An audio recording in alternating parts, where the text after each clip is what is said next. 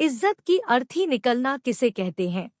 यह कोई मुझसे पूछे। मैं दुल्हन बनी बैठी थी, मेरी बारात आ चुकी थी, मैं बहुत खुश थी। शादी का दिन लड़कियों के लिए हमेशा ही नए नए ख्वाब सजाए लेकर आता है, जिनको पूरा वह अपनी नई जिंदगी में करती है।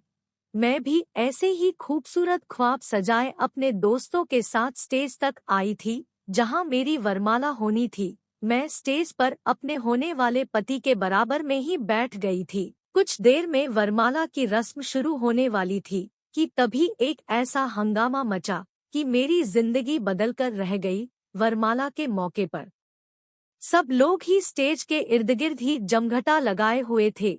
वरमाला की रस्म को देखने का सबको ही शौक होता है, ऐसा ही कुछ इस वक्त भी था। सब लोग ही स्टेज के इर्द गिर्द ही खड़े थे जब वह आदमी सबको हटाता हुआ स्टेज पर आया था। इससे पहले कि वरमाला की रस्म शुरू होती, वह आदमी कहने लगा, यह शादी नहीं हो सकती। यह सुनकर मेरे साथ साथ सभी हैरान हो गए। मैंने उस आदमी को गौर से देखा था। मेरे पापा और मेरा भाई उसे देखकर कहने लगे, यह क्या बदतमीजी है? कौन हो तुम और यहाँ किस मकसद से आए हो? वह कहने लगा, आस्था मुझे अच्छी तरह जानती है।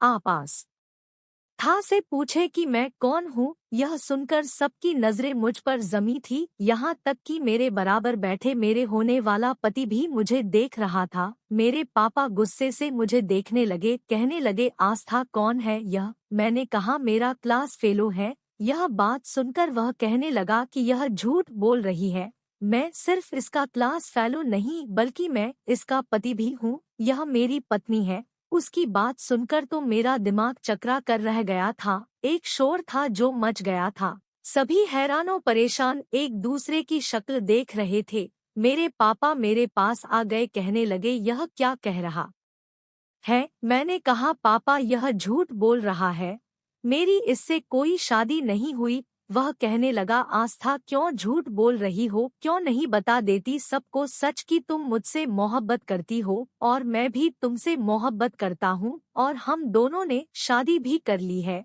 आपसी रजामंदी से। मैं तो उस आदमी को देखकर हैरान थी, कितने फर्राटे से झूठ बोल रहा था। मैंने कहा, क्यों झूठ बोल रहे हो तुम? क्यों मेरी इज्जत की अर्थी निकालने पर तुले हुए हो? तुम जानते हो कि मैंने ऐसा कुछ नहीं किया। वह कहने लगा, मैं आ गया हूँ ना आस्था, अब तुम्हें डरने की कोई जरूरत नहीं है। हमने प्यार किया था, कोई पाप नहीं किया था और मैं सारे सबूत भी अपने साथ लेकर आया हूँ। शादी पर शादी नहीं हो सकती। तुम कैसे अपने माँ बाप के डर की वजह से यह पाप कर सकती हो? यह कहकर उसने अपनी जेब से कुछ कागजात निकालकर सामने टेबल पर रखे थे और उन कागजात को देखकर मेरे होश उड़ गए थे। वह तो मैरिज पेपर थे जिस पर मेरे साइन मौजूद थे। वह पेपर मेरे पापा ने उठा लिए और जल्दी जल्दी देखने लगे। सामने बैठे पंडित जी भी उन पेपरों को देखने लगे और कहने लगे, आप कैसे अपनी बेटी की शादी पर शादी कर सकते हैं? यह लड़की तो पहले से शादीशुदा है। यह सुनना था कि मेरा होने वाला पति मेरे पास से उठकर खड़ा हो गया, कहने लगा, आपने हमें बेइज्जत करने के लिए यहाँ बुलाया था। जब आपकी बेटी खुफिया शादी इस लड़के से कराकर अपना मुंह काला कर चुकी थी, तो दोबारा यहाँ पर मेरे साथ शादी करने के लिए क्यों तैयार हो गई? मेरे पापा तो यूं थे कि काटो तो खून नहीं, कहर भरी आंखों से मुझे देख रहे थे। मेरी आंखों से आंसू बहने लगे। मैंने कहा, नहीं पापा, मैंने इससे शादी नहीं की, यह झूठा है और यह पेपर भी झूठे हैं। वह कहने लगा, पहले इसकी सहेलियों से पूछे, यह मुझे नहीं जानती, क्लास फेलो तो थे ही, लेकिन हमारी मोहब्बत की दास्तान पूरे कॉलेज में मशहूर है। हर वक्त हम साथ साथ रहते थे। इन लड़कियों से भी पूछ ले आप। उसने मेरी कॉलेज की दोस्तों की तरफ इशारा किया जो कि वहीं पर मौजूद थी। उनसे पूछने लगा, कहने लगा, क्या तुम लोग मुझे नहीं जानते कि मैं कौन हूँ? मेरी सहेलियां खामोशी से नजरें झुका गई। कहने लगा, क्या मैं और आस्था कॉलेज में साथ नहीं होते थे?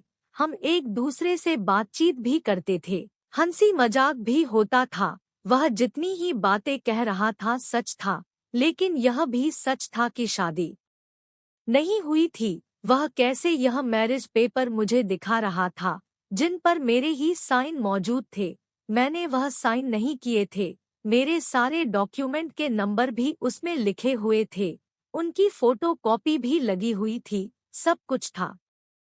लेकिन मुझे अच्छी तरह याद है मैंने उसे कोई कोर्ट मैरिज या मंदिर में शादी नहीं की थी। फिर यह कैसे मुमकिन था? मेरे पापा मेरे होने वाले पति और मेरे होने वाले सास ससुर के सामने हाथ जोड़ने लगे, रोने लगे, कहने लगे मुझे नहीं पता था कि मेरी बेटी मेरी इज्जत की यूं भी धज्जियां उड़ा सकती है। मैं आप लोगों से माफी चाहता हूँ। मैंने कहा पापा मैं सच कह रही हूँ, ये आदमी झूठ बोल रहा है। मैंने उससे कोई भी शादी नहीं की। लेकिन मेरी सुनता कौन? मैरिज पेपर उसके पास मौजूद थे और उन पर मेरे साइन भी मौजूद थे। पूरे कानूनी कार्यवाही पूरी थी, पर मैं जानती थी मैंने कोई कोर्ट मैरिज नहीं की थी। मेरे पापा ने कहा क्यों झूठ बोल रही हो, शर्म नहीं आती तुम्हें?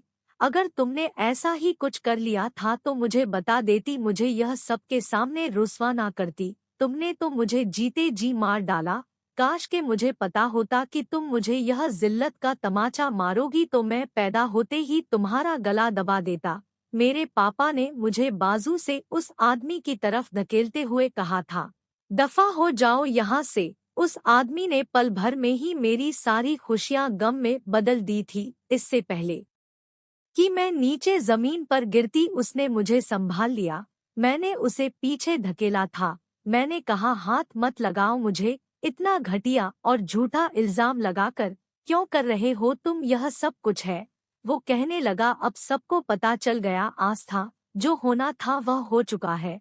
बस भी कर दो, चलो मेरे साथ। इससे पहले कि वह मेरा हाथ थामता मैंने अपना हाथ वापस खींच लिया।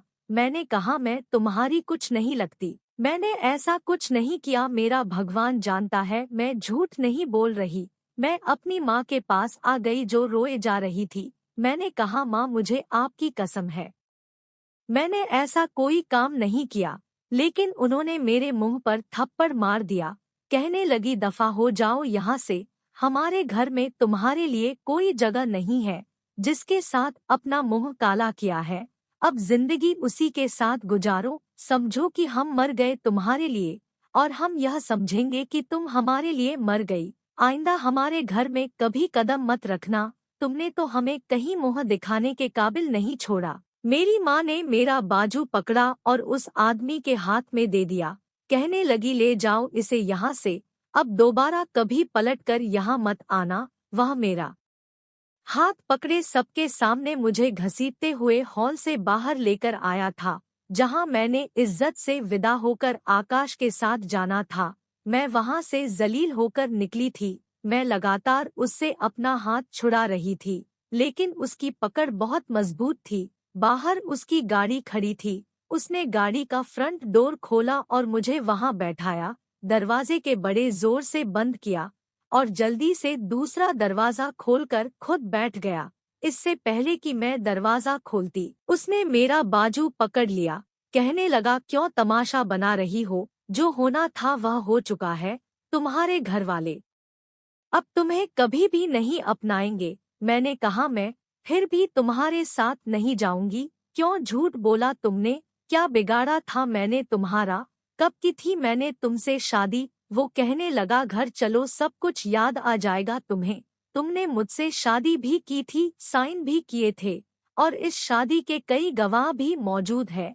इस वक्त मैं तुम्हारा पति हूँ। यह कहकर वह गाड़ी चलाने लगा। मैं अपनी गुजरी जिंदगी के बारे में सोचने लगी थी। मेरा उससे ऐसा कोई संबंध था ही नहीं। मुझे कुछ भी याद नहीं आ रहा था, सिवाय इसके कि उसने एक बार मुझे प्रपोज किया था और इस बात को भी 1 साल बीत गया था। उसने मुझे एक बार कहा था कि वह मुझे पसंद करता है, मुझसे शादी करना चाहता है।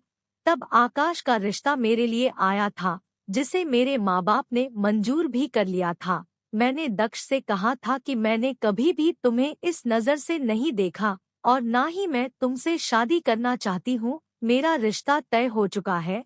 यह सुनकर उस वक्त वह बहुत उदास हुआ था। कहने लगा मैं तुम्हें बहुत चाहता हूँ, तुम इस रिश्ते से इनकार कर दो। मुझ में ऐसी कोई भी कमी नहीं है। मेरे पास पैसा है, अपने माँ बाप का इकलौता बेटा हूँ, जो चीज चाहे खरीद सकता हूँ। तुम्हें दुनिया जमाने की खुशियाँ तुम्हारे कदमों में ढेर कर दूंगा। मैंने कहा, बात पैसों की नहीं है दक्ष, मेरा दिल नहीं मानता। असल बात यह थी कि वह कुछ अय्याश टाइप का था, सिगरेट पीता था, शराब भी पीता था। इसके अलावा उसके कई गर्लफ्रेंड भी रह चुकी थी। मैंने अपने क्लास फेलो से भी सुना था कि वह क्लब में भी जाता है और ड्रिंक करता है।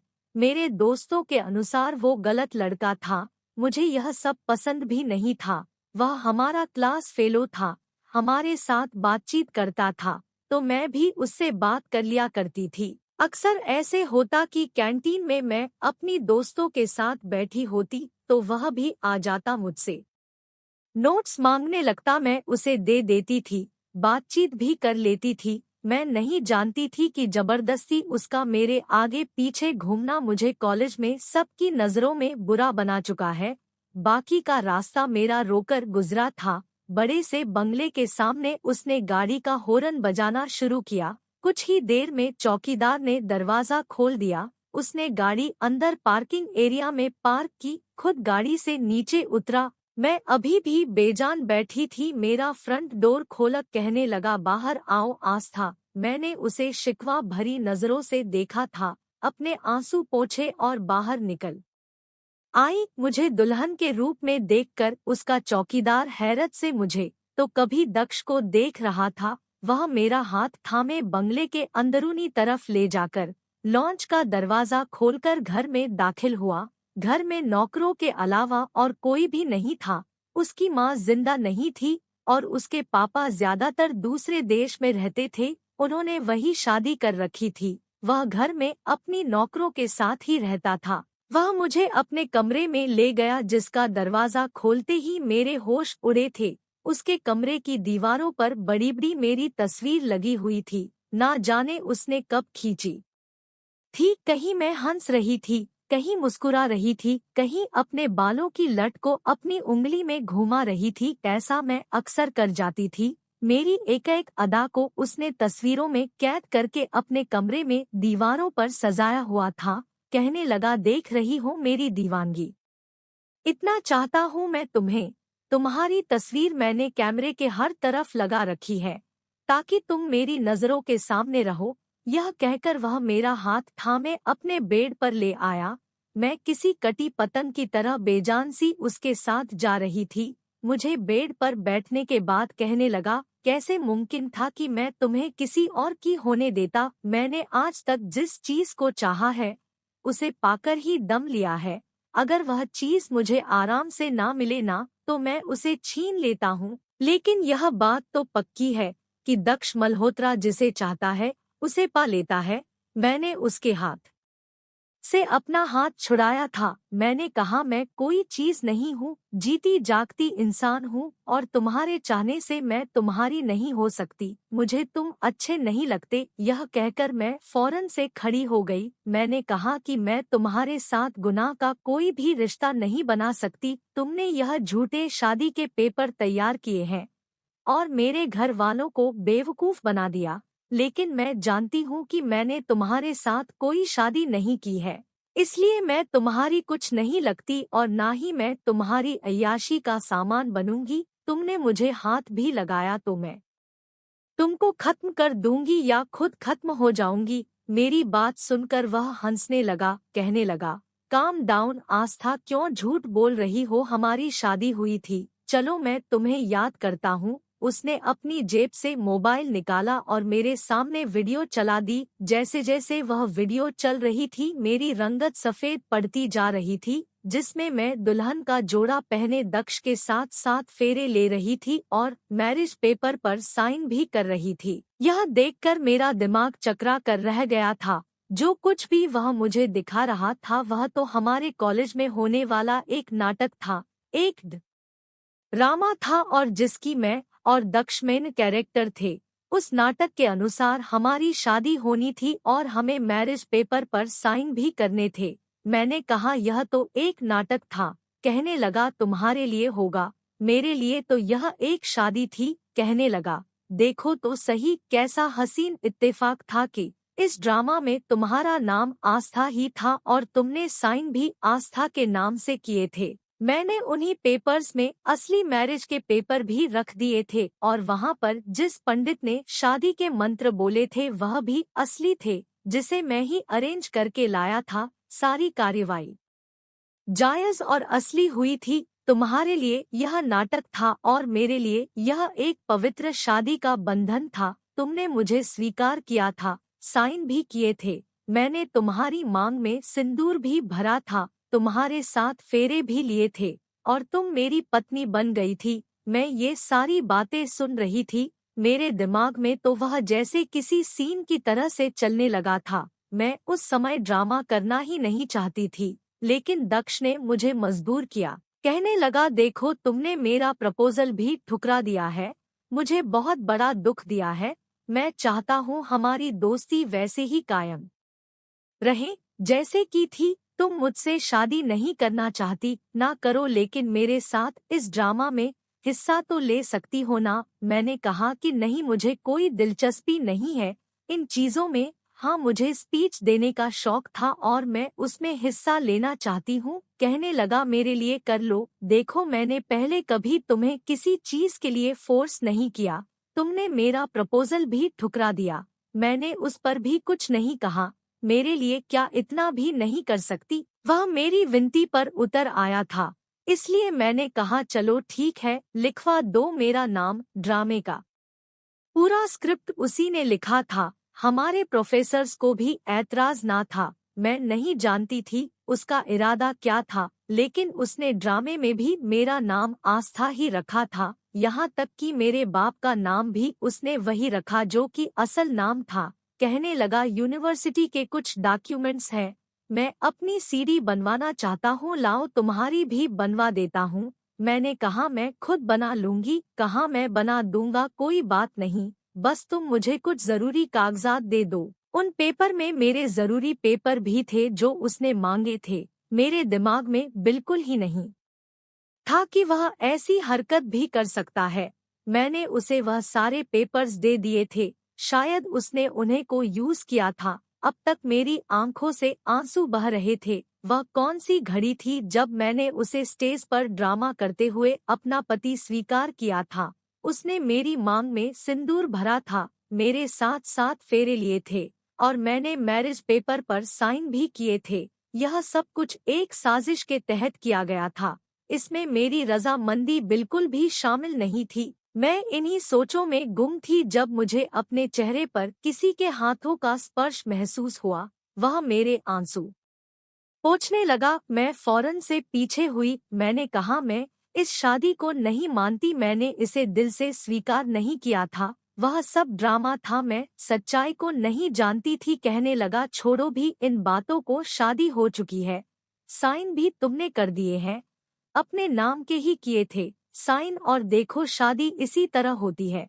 असल शादी में कोई दूसरे रीति रिवाज नहीं होते और मुझे बोर मत करो। यह कहकर वह मेरे करीब आने लगा, लेकिन मैंने उसे पीछे कर दिया। मैंने कहा, खबरदार, तुम लोगों से झूठ बोल सकते हो, लेकिन मैं जानती हूँ कि अगर लड़की की रजामंदी शामिल न हो तो शादी का कोई मतलब नहीं होता। मेरे साथ तुमने बहुत ही घटिया चाल चली थी। मुझे किसी बात की जानकारी नहीं थी। मैं शादी को नहीं मानती। कहने लगा, दुनिया मानती है, यह शादी सही थी। यह कहकर उसने मुझे अपने बाहों में लिया। कहने लगा, बाकी का यकीन मैं तुम्हें आज की रात दिला दूंगा कि मैं तुम्हारा क्या लगता हूँ। बहुत तड़पा हूँ, तुम्हारी संगत के लिए बड़ी मुश्किल से तुम्हें हासिल किया है। जबरदस्ती का एक रिश्ता था जो उसके नजदीक जायज था, लेकिन मेरे नजदीक बिल्कुल नाजायज था।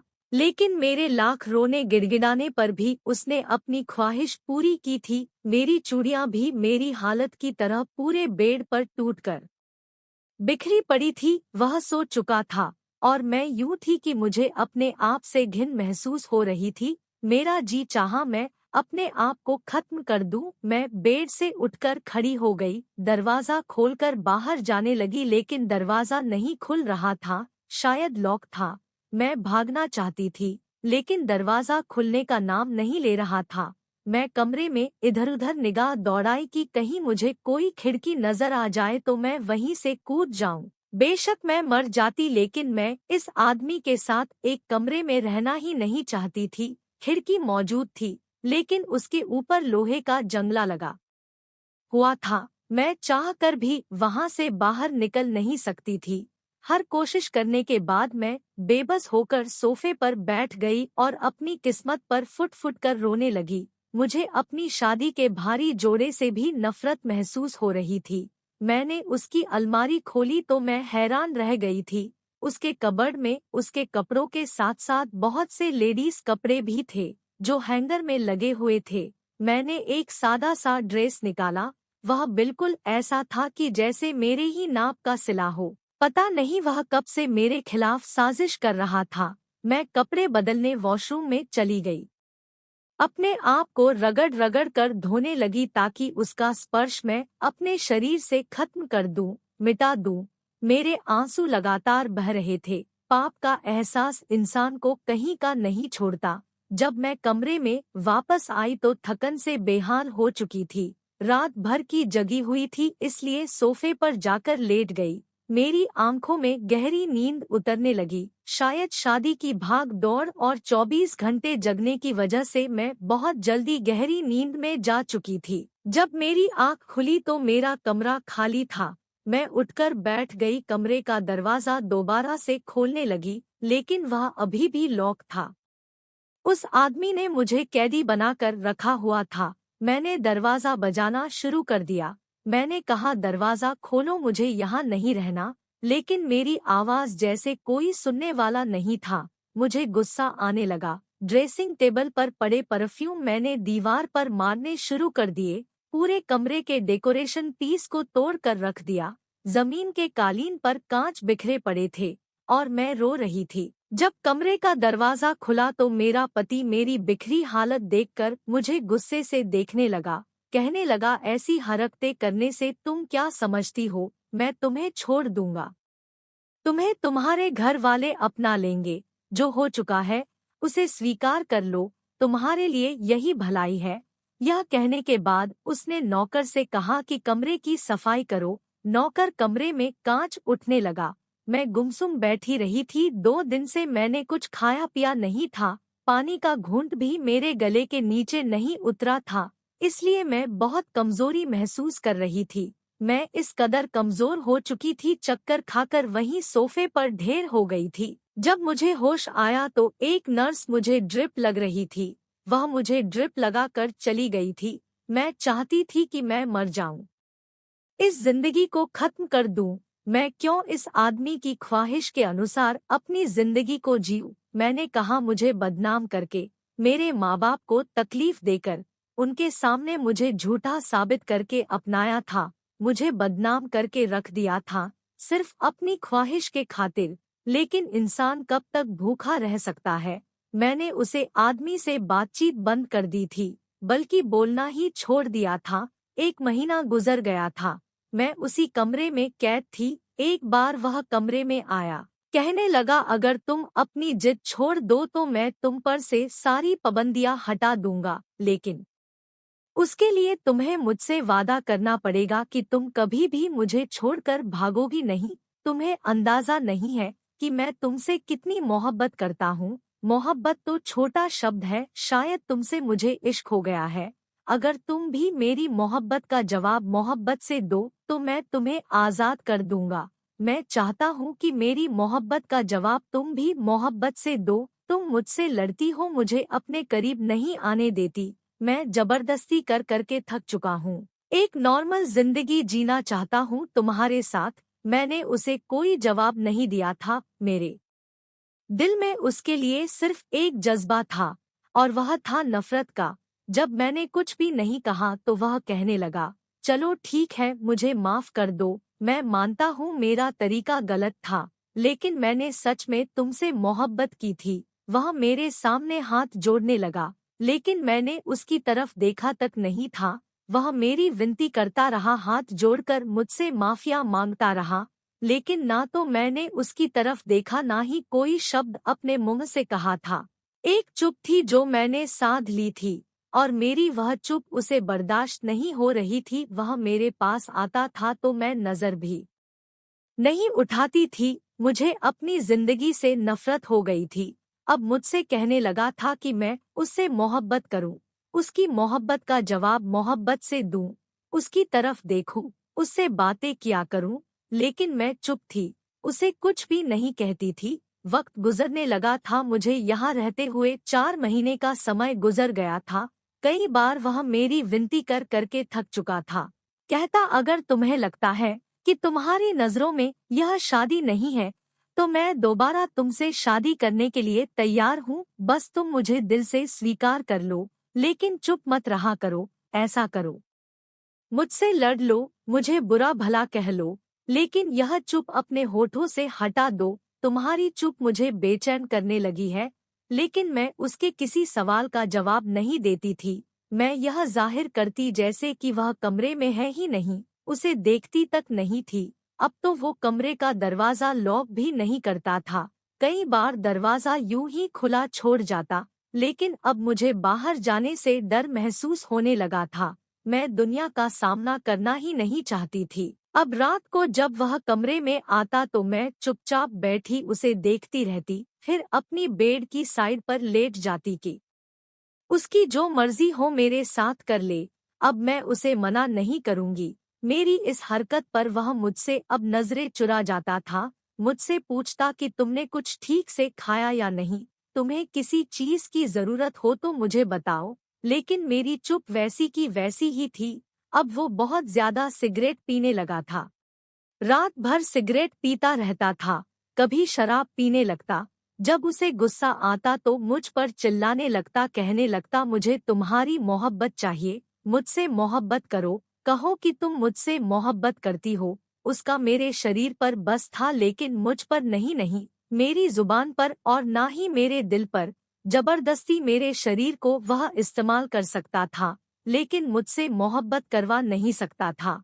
उसे क्या लगता कि मैं रोऊंगी पिटूंगी, उसे बुरा भला कहूंगी और उसके बाद उसकी बेतहाशा मोहब्बत देखकर मैं पिघल जाऊंगी, उसे अपना लूंगी, उसके साथ खुशी खुशी जिंदगी की शुरुआत करूंगी। लेकिन ऐसा नहीं होता और पत्थर की तो मैं भी नहीं थी।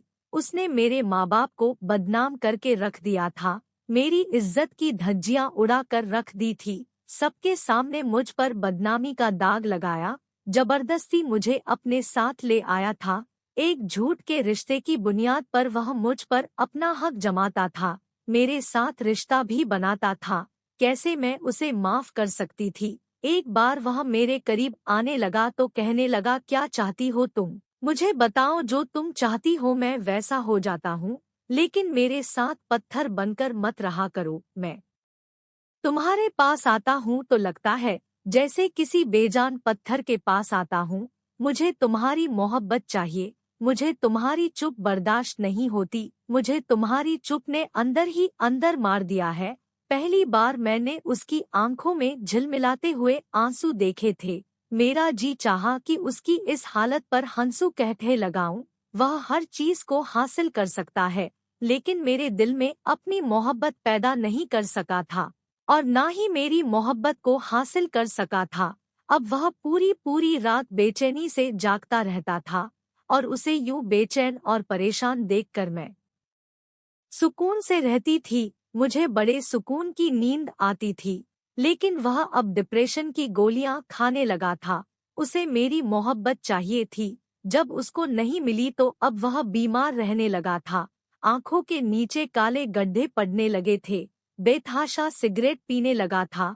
एक बार मुझसे कहने लगा, मैं तंग आ गया हूँ इस जिंदगी से, मुझे बताओ क्या चाहती हो तुम, या तो मेरे साथ मोहब्बत वाला रवैया रखो या फिर मुझसे तलाक ले लो, मैं तुम्हें तलाक भी दे देता हूँ। वापस लौट जाओ, मैं तुम्हारे घर वालों के सामने अपनी गलती भी मानने को तैयार हूँ। जिस दर्द से मैं गुजर रहा हूँ मुझे उससे छुटकारा चाहिए। मैंने कहा, तुम मेरी इज्जत मुझे वापस कर सकते हो। इन 4-5 महीना के बाद मैंने उससे बस एक ही सवाल पूछा था जिसका उसके पास कोई जवाब नहीं था। मैंने मुस्कुरा कर उसे देखा, मैंने कहा, इज्जत एक बार चली जाए ना तो वापस नहीं आती, तुम्हें लगा तुम मुझे जबरदस्ती हासिल करोगे, मुझ पर अपनी मोहब्बत निछावर करोगे और मेरे दिल में अपनी मोहब्बत पैदा कर लोगे। मैं तुम पर जान इछावर करने लगूंगी। अगर मुझसे तुम्हें मोहब्बत होती तो तुम मेरी इज्जत का ख्याल रखते, मुझे यूं बेइज्जत करके जबरदस्ती अपनाने की कोशिश नहीं करते। तुम्हें लगा शायद तुम ऐसा जबरदस्ती करोगे तो मैं इस तरह धीरे धीरे तुम्हारे घर को, तुम्हारी दौलत को और तुम्हें स्वीकार कर लूंगी। तुम्हें शायद औरत की नफरत का अंदाजा ही नहीं। मेरे दिल में तुम्हारे लिए सिर्फ एक जज्बा है और वह है नफरत का।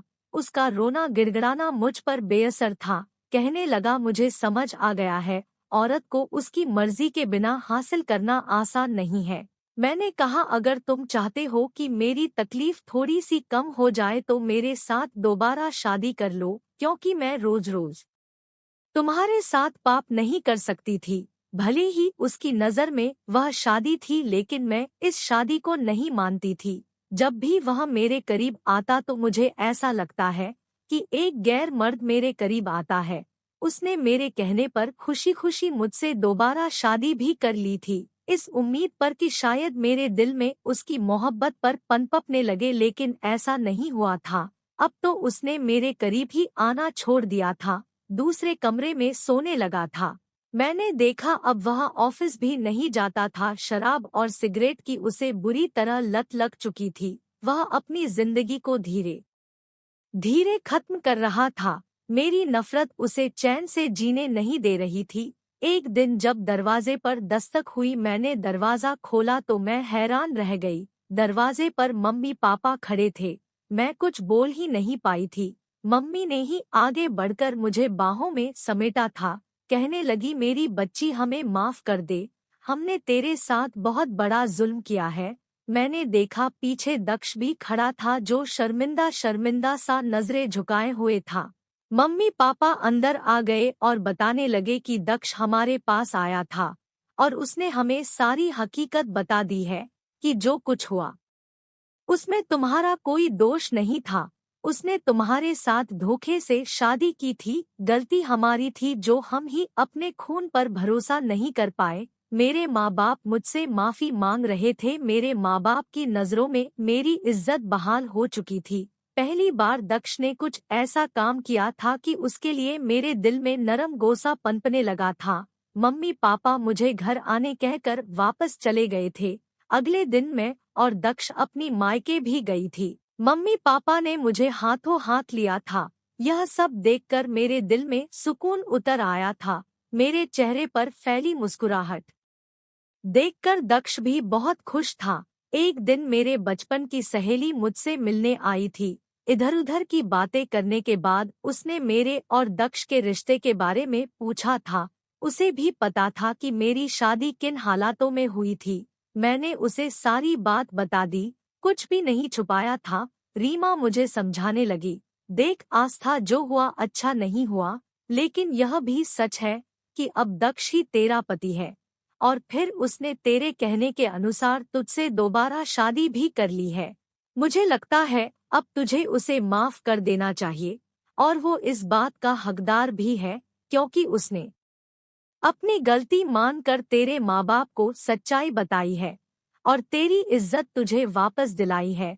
इन 6 महीने में जितनी तकलीफ दक्ष सह चुका है वह कम नहीं है उसके लिए। अगर वह ऐसे ही खुद को सजा देता रहा तो वो दिन दूर नहीं कि वह अपनी जिंदगी बहुत जल्दी खत्म कर लेगा। रीमा की बात सुनकर मुझे पहली बार एहसास हुआ था कि दक्ष मेरे रवैये की वजह से धीरे धीरे मौत की तरफ जा रहा था और उस दिन पहली बार मैंने दक्ष के लिए खुद को सजाया था। उसके पसंद का खाना भी बनाया था और जब वह शाम को घर लौटा तो मुझे देखकर आंखें झपकाना भूल गया था। खाने की टेबल पर पहली बार मैंने और दक्ष ने एक साथ खाना खाया था। वह बहुत खुश था। यह सब करके पता नहीं क्यों मेरे दिल को भी सुकून मिला था। हालांकि मैं तो दक्ष से नफरत करती थी, फिर उसे खुश देखकर मेरे दिल को सुकून क्यों हो रहा था।